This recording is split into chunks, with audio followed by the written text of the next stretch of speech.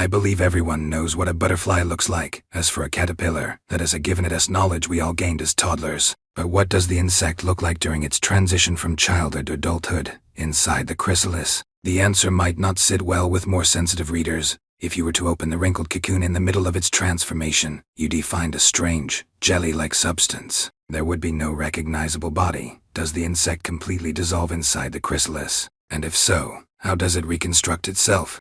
To understand what is happening, we need to know what fills the chrysalis. Part of this strange substance is made up of metalloproteinous special enzymes that break down proteins into their basic components. But how did they get there? Well, the old caterpillar body needs to be dismantled somehow. It can't simply fall apart on its own, nor can it be handed over to decomposing bacteria or fungi that would ruin the process, so to speak. In essence, the insect is forced to digest itself. How much the body inside the chrysalis resembles soup depends on the insect order. Besides butterflies, all insects with complete metamorphosis have a transitional stage: beetles, mosquitoes, flies, and others. For most of them, the body transforms into something resembling semi-solid jelly for a few days. The cells are barely holding together. In this state, they are perfect for reshaping into something entirely new.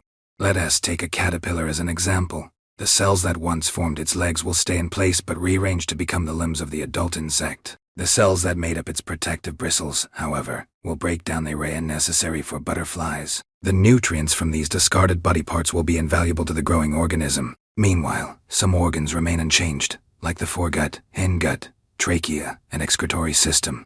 But what about the new body parts that the larva didn't have before? This is where imaginal discs come to the rescue. These are special cells present in the insect from birth but only activate when the larva turns into a chrysalis and its old form dissolves. By absorbing nutrients, these cells create new organs from the surrounding material.